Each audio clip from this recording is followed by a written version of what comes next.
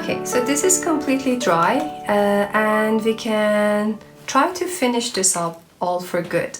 So the last part we are going to be doing is detailing of the dress and hair and bordering the body and the actual dress. In fashion illustration, to border the skin, we always use a dark brown. You could use paint. If you're using paint, you want to use a very, very tiny brush. You could also use Sharpie if you want. You could also use pencil crayon. So in this case, maybe I'll show you all of those. Well, I get it. I have to kind of stay consistent. So maybe on this first model, I don't use paint to show you an easier way, and that would be your pencil crayon. So you could use really either like a lighter brown or a darker brown. I tend to use a darker brown. Let's start this. So this is dry, easy to go, and now you're going to draw your line on the side that is away from the light source. So that's our light source. I'm applying that line to this side. And I'm pressing pretty hard right now.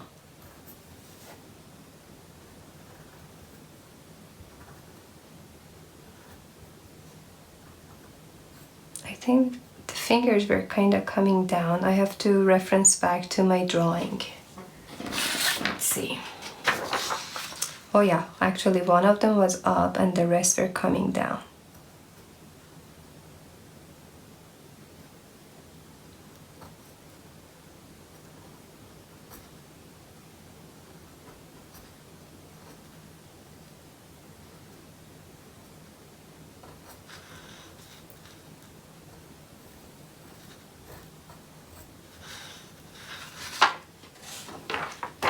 Okay, that's good enough. I just need to clean that up a little because I had the finger going in the wrong direction first. But that's alright, that's good enough.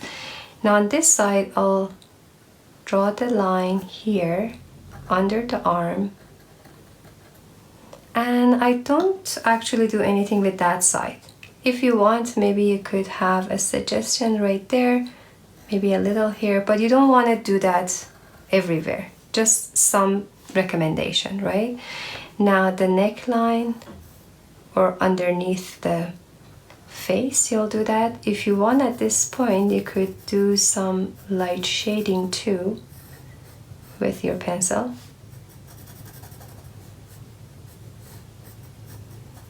Now we're kind of entering the world of mixed media, where you get to use different medium.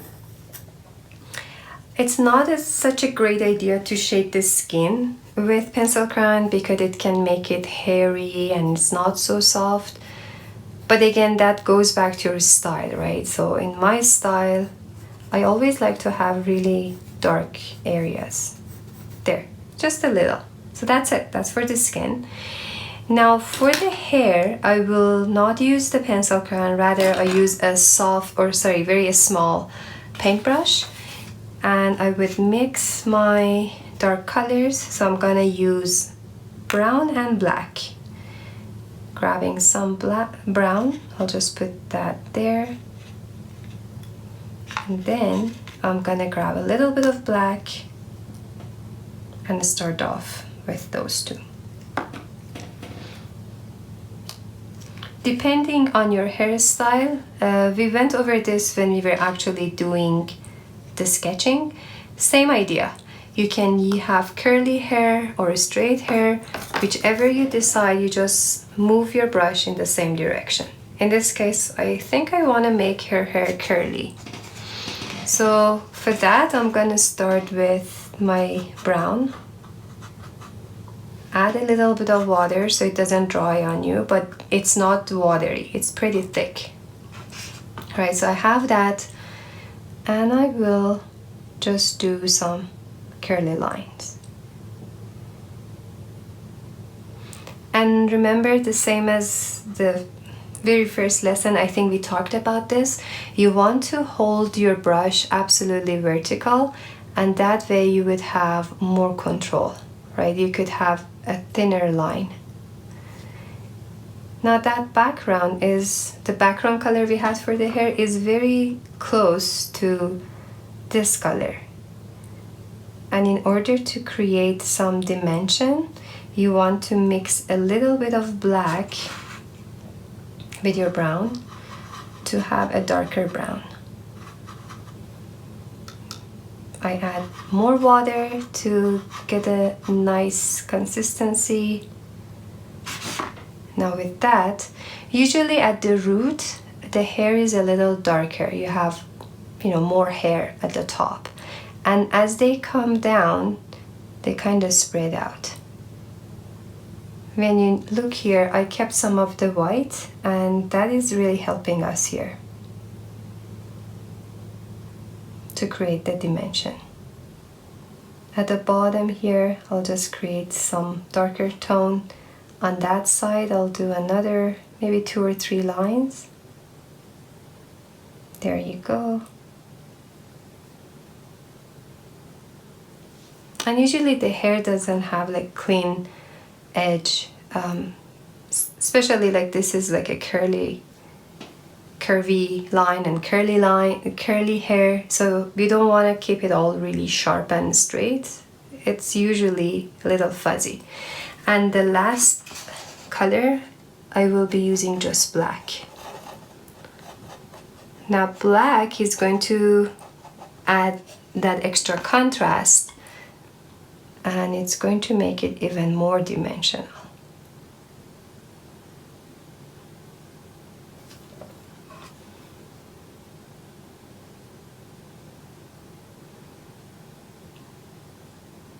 All right, that's it for the hair. Moving on. Now while I'm here, I want to quickly show you, if I was going to do the outline with brown, I would mix this dark brown, right? I don't make it light brown, it doesn't look good. The dark brown is better. So I'll show you how I do that. I could go over that pencil crayon, at least in some areas. There, so that's a good heavy paint. I'm going to hold my pencil or brush really absolutely vertical to have very fine line, and I'll just go on the shoulder. You see, you can actually see that using a brush is better than using a pencil, colored pencil or pencil crayon. There you go. Just some areas, right? You don't want to go everywhere. I'll go over on this side.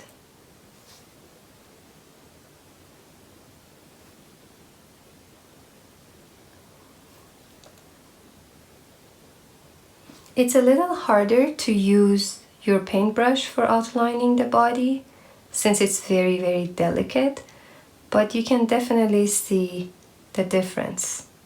And I'm a big fan of bigger shadows for under the face, like on the neck, so I'll do that.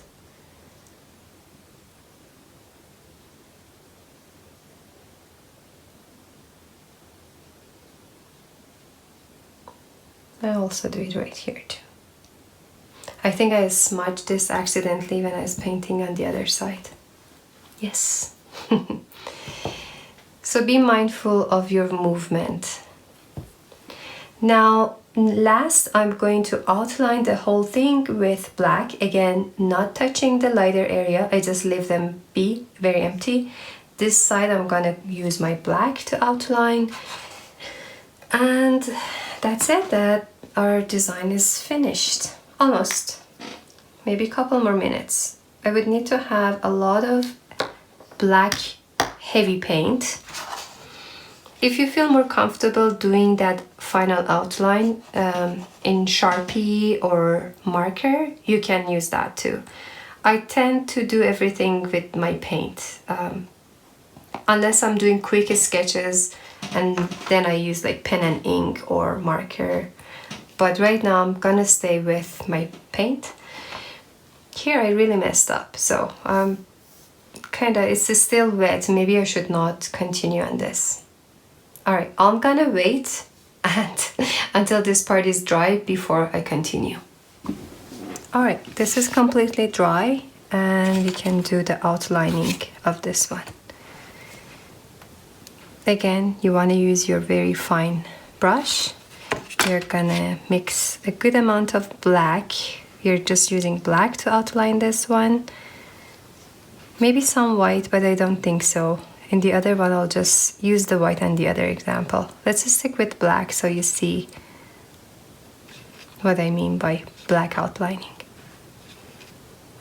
I'm adding enough paint, so hopefully that's enough for everything. And adding enough water.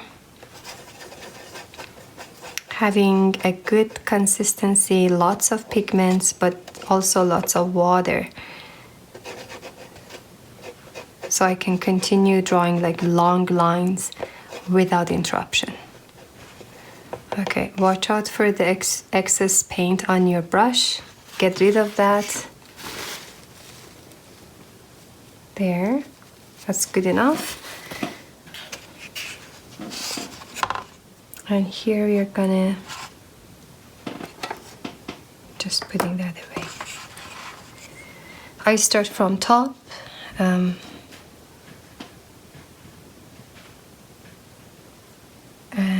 just doing my outline. Very simple.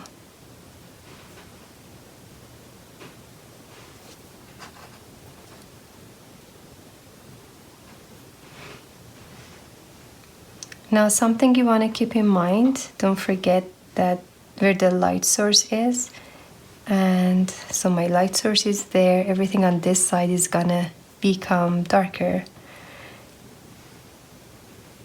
That's for that. This line could completely be drawn there, so that's good. Now I'm not gonna touch a lot of this, maybe a little bit of it, but definitely the right hand side I'll just do a full outline. So in here I think I can have that line up to here and kind of stop, and maybe start really thin, a little thicker towards the bottom and stop. Like this part I just leave it alone. Same for here, I could have a light line and then let it go. On the other hand, when I draw this side, I will get my entire line in.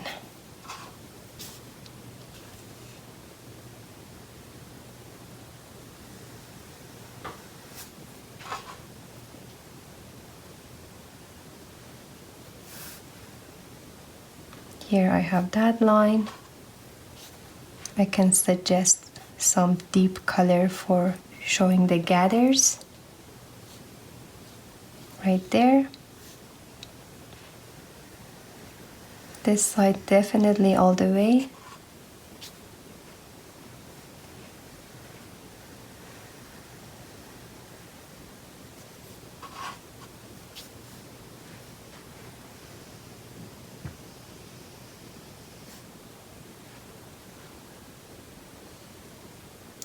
At this part I make it really dark.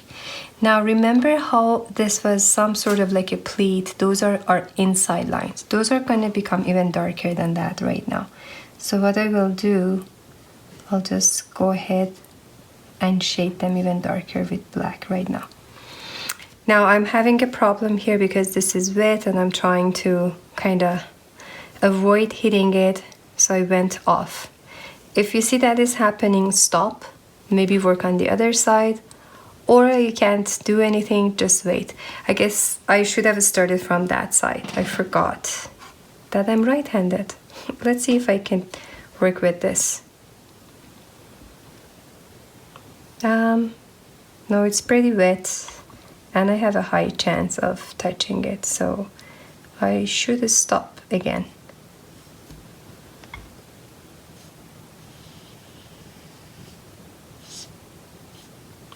Or just totally have your hand in the air and don't touch the paper. There you go.